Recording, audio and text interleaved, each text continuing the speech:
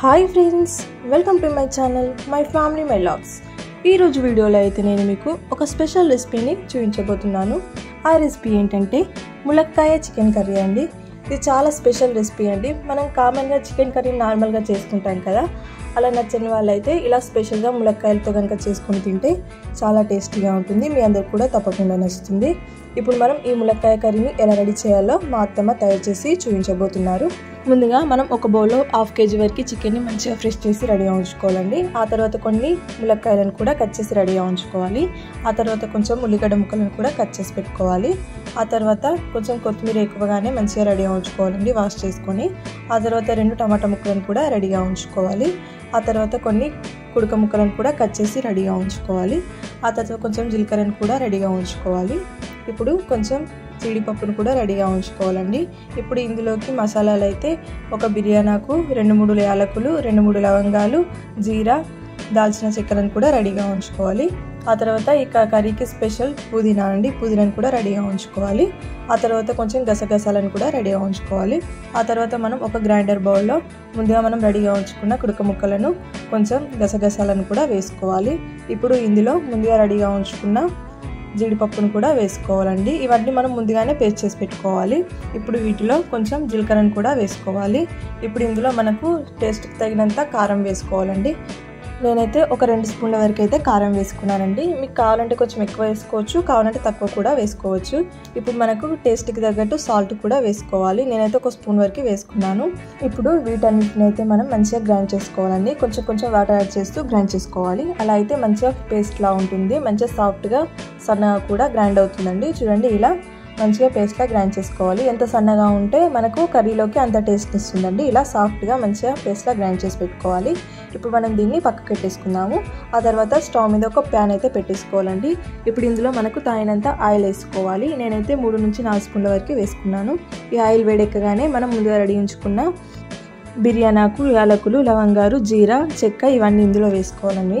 ఇప్పుడు వీటిని వేసుకున్న తర్వాత ఇప్పుడు ఇందులో మనం ముందుగా కట్ చేసి పెట్టుకున్న ఉల్లిగడ్డ ముక్కలను కూడా వేసుకోవాలి. ఇప్పుడు వీటిని మనం మంచిగా మిక్స్ చేసుకోవాలండి. వీటిని మంచిగా బ్రౌన్ కలర్ వచ్చే వరకు ఫ్రై చేసుకోవాలి. ఇలా లో ఫ్లేమ్ పెట్టుకుని ఫ్రై చేసుకోవాలండి. ఇలా కొంచెం ఫ్రై అయిన తర్వాత ముందుగా కట్ చేసి పెట్టుకున్న టమాటా ముక్కలు ఉన్నాయి కదా, అవి కూడా ఇందులోనే వేసుకోవాలి. ఇప్పుడు వీటిని కూడా మనం మిక్స్ చేసుకొని మంచిగా ఫ్రై చేసుకోవాలండి.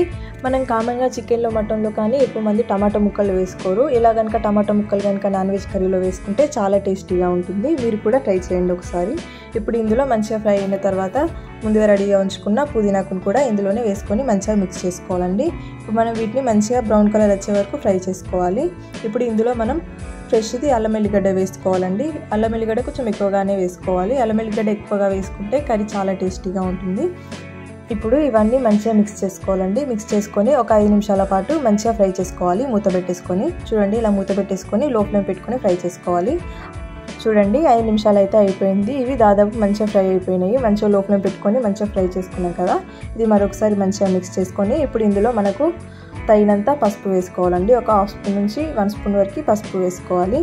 ఇప్పుడు దీన్ని కూడా మనం మంచిగా మిక్స్ చేసుకోవాలండి. చూడండి, ఇలా మంచిగా కలర్ఫుల్గా వచ్చేసింది పసుపు వేసుకోగానే. ఇదంతా మనం లో ఫ్లేమ్ పెట్టుకొని చేసుకోవాలి. హై ఫ్లేమ్ పెట్టుకుంటే మాడిపోయే ఛాన్సెస్ ఉంటాయి. ఇప్పుడు ఇందులో మనం ముందుగా కట్ చేసి పెట్టుకున్న మునక్కాయ ముక్కలను కూడా ఇందులోనే వేసుకొని మంచిగా ఫ్రై చేసుకోవాలండి. ఇలా ముందుగానే ఫ్రై చేసుకుంటే మునక్కాయ ముక్కలు అయితే మంచిగా ఉడికిపోతాయి. చికెన్ కంటే ముందే మనం మునక్కాయ ముక్కలను ఇందులో వేసుకోవాలి. ఇప్పుడు వీటిని మనం 5 నిమిషాల పాటు మూత పెట్టేసుకొని మంచిగా ఫ్రై చేసుకోవాలండి, లో ఫ్లేమ్ పెట్టేసుకొని. చూడండి, ఇలా ఫ్రై చేసుకున్న తర్వాత 5 నిమిషాలు అయితే అయిపోయింది. చూడండి, మంచిగా ఉడికిపోయినట్టే అనిపిస్తున్నాయి డ్రమ్ స్టిక్ ముక్కలు అయితే. ఇలా లో ఫ్లేమ్ పెట్టుకొని ఫ్రై చేసుకోవాలి. ఇవి దాదాపు ములక్కాయ ముక్కలు ఫ్రై అయిపోయినాయి. ఇప్పుడు ఇందులో మనం 1/2 kg వరకు చికెన్ ముక్కలను కూడా ఇందులోనే వేసుకోవాలి. చూడండి, ఇలా మంచిగా ఫ్రెష్ది మంచిగా వాష్ చేసుకొని చికెన్ ముక్కలను అయితే వేసుకోవాలి. మీకు చికెన్ కర్రీ కొంచెం స్పెషల్గా కావాలనిపిస్తే ఇలా ములక్కాయ ముక్కలతో కనుక చేసుకుని తింటే చాలా ఇష్టంగా తింటారండి. చాలా టేస్టీగా కూడా ఉంటుంది. చాలా తక్కువ టైంలోనే మనం ఈ మునక్కాయ ముక్కలతో చికెన్ కర్రీని అయితే రెడీ చేసుకోవచ్చు. ఇప్పుడు మనం దీన్ని మరో 15 నిమిషాల పాటు లో ఫ్లేమ్ పెట్టుకొని మంచిగా ఉడికించుకోవాలి.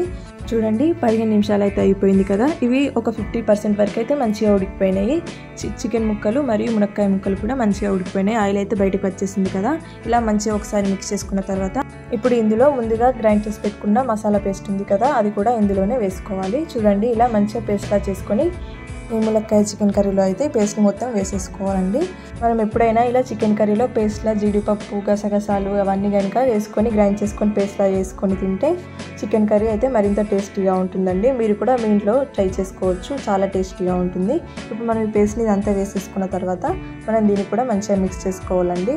ఇదంతా మిక్స్ చేసుకున్న తర్వాత మనం దీన్ని కూడా ఒక 10 నిమిషాల పాటు అయితే లో ఫ్లేమ్ పెట్టుకొని మంచిగా ఫ్రై చేసుకోవాలండి.